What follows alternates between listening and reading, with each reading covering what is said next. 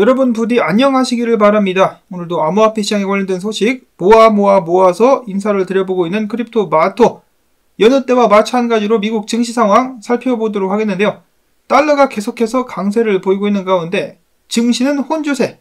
금은 어제 2000달러까지 올라갔다가 다시 하락하고 있는 사이. 비트코인 같은 경우 어떻게든 반등을 한번 해보기 위해서 29,000달러를 회복해준 모습이 보여지고 있습니다.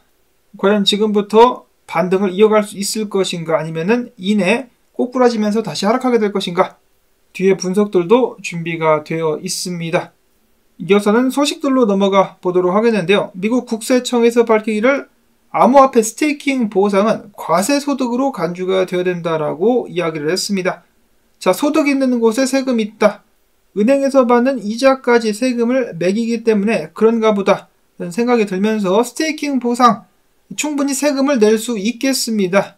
그러면서 국세청 같은 경우는 정밀 조사를 강화해가지고 암호화폐 투자자들로 하여금 한 푼이라도 더 빼앗기 위해서 노력을 하겠다라고 이야기를 하고 있는 것인데요.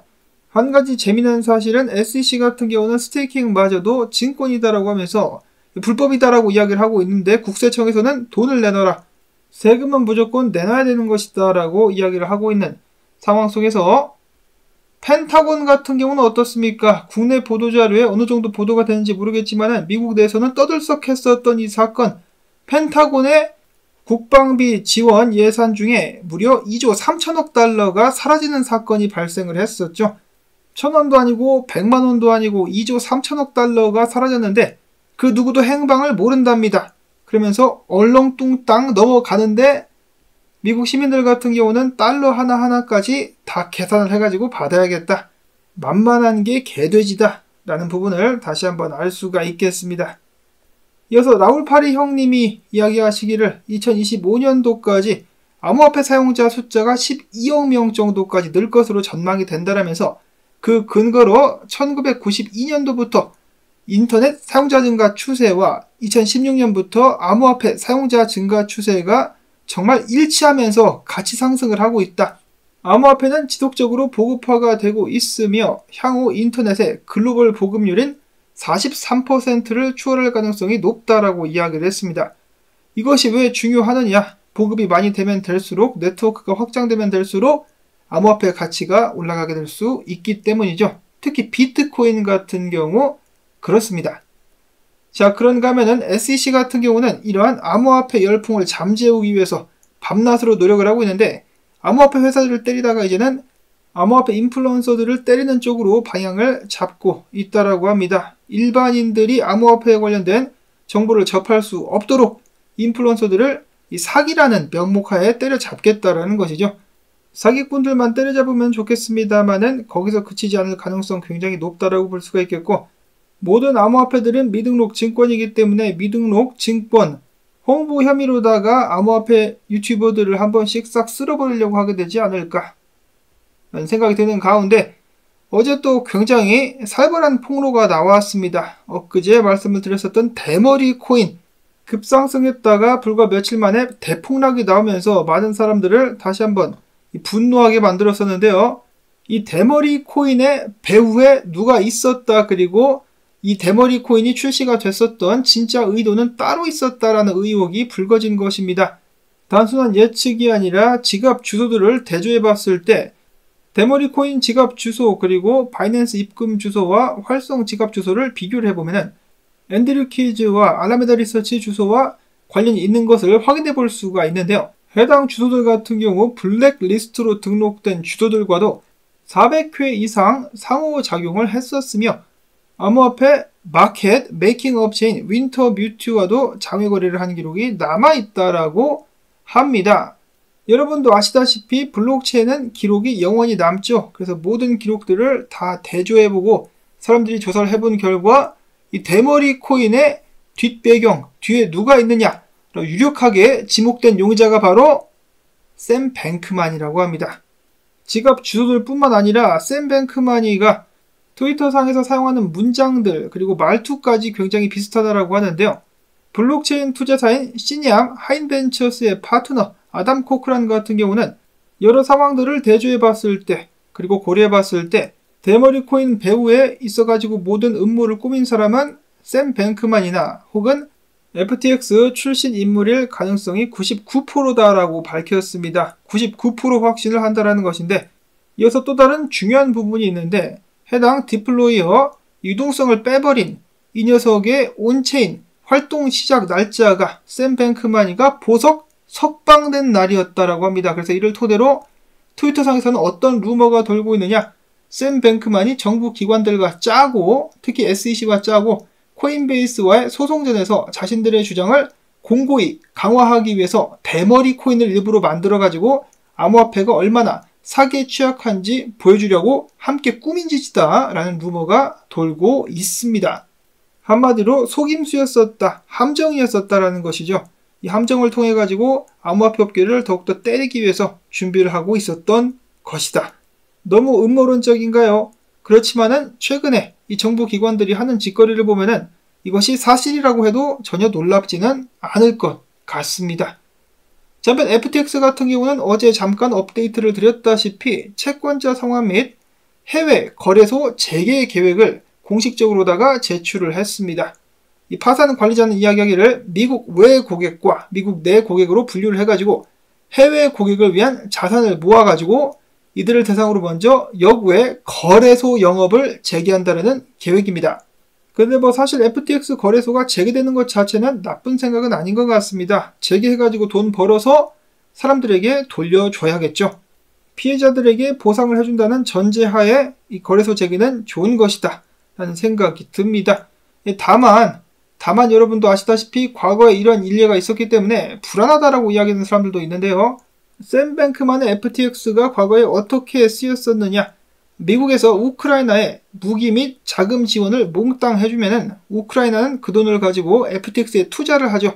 그러면은 샘 뱅크만은 그 돈을 가져다가 누구한테 갖다 바치느냐, 조 바이든 및 정치인들에게 로비를 하는데 몽땅 다 갖다 바칩니다.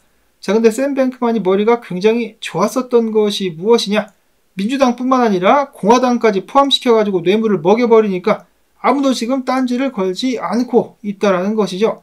자, 그래서 FTX 거래소 재개 소식을 듣고 몇몇 사람들은 내년 대선을 두고 조 바이든이 선거 자금이 필요해가지고 돈을 더 만지기 위해서 이 거래소를 재개하는 것이 아니겠느냐라고 이야기를 하기도 했었는데요. 근데 CEO가 바뀌어가지고 그런 일은 없겠죠.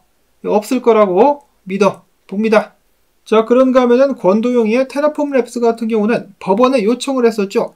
그들의 스테이블 코인인 UST와 루나 코인이 망할 때 FTX와 점프 트레이딩이 그 배후에 있었다. 그렇기 때문에 관련된 거래 내역을 내놔라. 우리의 주장을 증거하겠다. 그래가지고 SEC와의 소송에서 사용하겠다라고 요청을 했었는데 판사가 이를 승낙을 해주었다. 라는 소식 또한 나오기도 했었습니다. 안간힘을 쓰고 있는 도건. 자, 근데 도건 같은 경우 지금 미국으로도 한국으로도 송환이 되고 있지 않은 상황입니다. 이 샘 뱅크만과 도건 둘 다 잘 도망을 가고 있다는 것 답답합니다. 이어지는 분석. 첫 번째로는 달러 차트인데요. 달러가 지금 현재 하락형 채널을 잘 지켜주면서 반등을 해주고 있는 상황. 이대로 당분간 강세가 지속될 수 있지 않겠느냐라는 의견이 나오고 있는 가운데, 자, 비트코인 같은 경우 최근에 숏에 돈이 많이 몰렸었는데요. 그에 만만치 않게 현물로도 던지는 사람들이 많았었다라고 합니다. 최근 폭락 때 코인베이스 같은 경우는 역프가 $300 정도까지 나오기도 했었다라고 하는데요. 비트코인의 하방 압력은 강해지고 있다라는 이야기가 나오고 있는 가운데, 분석가들은 다같이 입을 모아가지고 약간의 반등 후에 $28,000 선까지 비트코인이 밀리게 될 것이다라는 주장을 이어가고 있습니다. 첫 번째로는 인컴샤크 분석가 OBB 차트와 더불어가지고 이런 식으로다가 반등을 한번 할 수 있겠지만은 많으면은 $29,000 후반대까지 반등할 수 있겠지만은 결국은 빠지면서 $28,000 선까지 내려온 후에 그때부터 찐반을 이어가게 될 것이다. 상승 추세를 지켜주되 테스트는 한번 나오게 될 것이다 라고 이야기를 했었고, 레몬 분석가 같은 경우는 이런 식으로다가 비트코인이 $29,200 이상까지 반등했다가 마찬가지로 상승 추세선인 $28,000대까지 내려가게 될 것이다 라고 이야기를 했습니다. 지금 이 정도까지 반등을 하고 있는 상황인데 비트코인이 여기서 어떤 모습을 보여주게 될까? 로만 분석가 같은 경우는 28,000달러 선까지 떨어질 수 있겠지만은 그 가운데서 반등이 나오게 될 것이다 라고 이야기를 했습니다. 확실한 반등이 나오게 된다면 바로 뛰어들기 위해서 현금을 가지고 기다리고 있다라고 하는데, 과연 그가 예측을 한 대로 반등이 나오면서 비트코인은 올해 신고점을 갱신하며 3만 달러 중반까지 오를 수 있을 것인가, 긴장이 계속해서 이어지고 있습니다. 다음으로 트레이더 엑소 분석가 같은 경우는 아베 차트인데요. 아베를 예로 들면서 암호화폐 시장의 완전한 저점은 아직 오지 않았다라고 주장을 하고 있습니다. 이런 식으로 최저 가격대, 디프레이션 단계까지는 아직 오지 않았기 때문에 이제 아베 같은 경우도 40달러 선까지 밀리게 된다면 그 자리부터 알트코인들 및 비트코인 매수를 들어가겠다라고 이야기를 했습니다. 단기적으로 반등이 올 수 있겠지만은 결국 저점을 찍으면서 크게 내려올 것이다라고 이야기를 하고 있는데요. 그가 봤을 때 앞으로 6개월 안에 매수를 들어갈 준비를 하고 있다라는 이야기를 남기기도 했었는데, 자, 과연 6개월 안에 암호화폐 시장이 한번 크게 뒤집어질 수 있을 것인지 아니면은 기우에 불과할 것인지 판가름이 나게 될 것 같습니다. 다음으로는 일본의 노무라 증권이 두바이에서 비트코인을 비롯한 암호화폐 관련 서비스를 제공할 수 있는 라이센스를 취득했다라는 소식이 나왔습니다. 다음으로는 일론 머스크가 이제는 X가 된 트위터에 대해서 굉장한 야망을 가지고 있다는 소식을 전해드린 적이 있었는데요. 암호화폐 인플루언서 중에 NFT 갓이라는 사람 같은 경우는 트위터 다음 버전에서 코인 카테고리가 나오게 될 수 있을 것 같다라고 이야기를 했습니다. 이런 식으로다가 암호화폐 관련된 목록이 추가가 될 것이라는 것이죠. 자, 해당 변화 같은 경우는, 업데이트 같은 경우는 생각보다 빨리 이루어질 예정이라고 예측을 하고 있었습니다.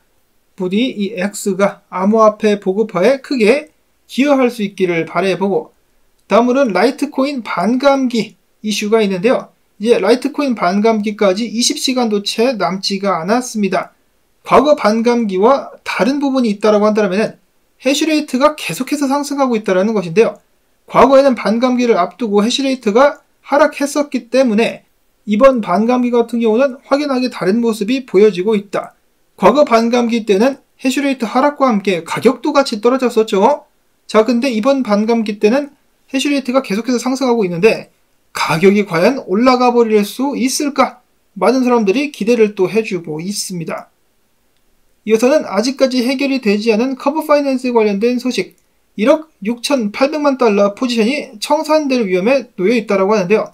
만약에 커브 파이낸스 토큰이 37센트까지 하락하면 해당 포지션은 청산되게 될 예정이다라고 합니다. 그래서 이를 방어하기 위한 사람들, 그리고 커브 파이낸스를 빵원까지 누르기 위한 공매도 투자자들 사이에 전쟁이 벌어지고 있는데요. 자, 근데 제가 봤을 때 청산될 것 같지는 않습니다.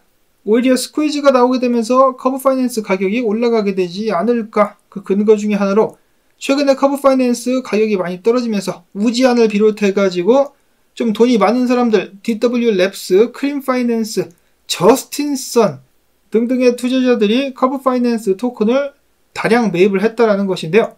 이렇게까지 돈을 많이 썼는데 빵원까지 가게 두지 않을 것 같고, 그리고 무엇보다 이 커브 파이낸스가 난리가 나버리게 되면은 다른 디파이 프로젝트 생태계 등등에도 크게 악영향을 미칠 수가 있기 때문에 온 힘을 다해서 이거를 막게 되지 않을까라고 예측을 해봅니다. 자, 한편 저스틴선 같은 경우는 무려 500만 개의 커브 파이낸스 토큰을 사들였다라고 하는데, 아담 코크라는 이를 두고 이 물량이 뱀의 손에 넘어갔다. 간사한 저스틴선이 해당 물량을 두고 무슨 짓을 할지 모른다라면서 경고를 알렸습니다. 만약에 커브 파이낸스 토큰이 45센트까지 떨어져 버리면은 저스틴선 같은 경우는 당연히 던져버릴 것이다 라고 이야기를 했습니다. 그는 자신의 폰지 사기 행각을 계속하기 위해서 자산을 지키려 할 것. 과연 커브 파이낸스의 운명은 어떻게 될 것인가? 개인적으로는 암호화폐 생태계의 보장을 위해서라도 커브 파이낸스가 이번 위기를 잘 넘길 수 있으면 좋겠습니다. 그리고 추가적으로다가 바이낸스의 CG 역시 이 커브 파이낸스 및 디파이를 지원하겠다라는 식의 이야기를 했는데, 저스틴선이 여기서 이 CG의 뒤통수를 치지는 않겠죠. 그랬다가는 뒤지는 수가 있으니까 아무래도 저스틴선이 던질 것 같지는 않다라는 생각 저는 해보고 있습니다. 마지막으로는 최근에 많은 순환을 겪고 있는 바이낸스와 BNB 코인, 크립토랜드 같은 경우는 지금 현재 지지 구간에서 바이낸스 코인이 잘 버텨주고 있기 때문에 $260까지도 한번 넘볼 수 있지 않겠느냐 라고 생각을 하고 있었습니다. 버티고 올라간다면 지속적인 상승도 나오게 될 수 있지 않을까. 자, 근데 문제는 비트코인에게 달렸겠죠. 비트코인이 가는 대로 코인들은 따라간다. 달러의 압박에도 불구하고 부디 비트코인이 잘 버텨줄 수 있기를 바라보며 나온 소식들 도움되셨다면 광조댓 광고 한 편만이라도 마지막까지 틀어주기, 좋아요 및 댓글 부탁을 드리면서 저는 다음에 새로운 소식 가지고 인사를 드리도록 하겠습니다. 안녕히 계십시오.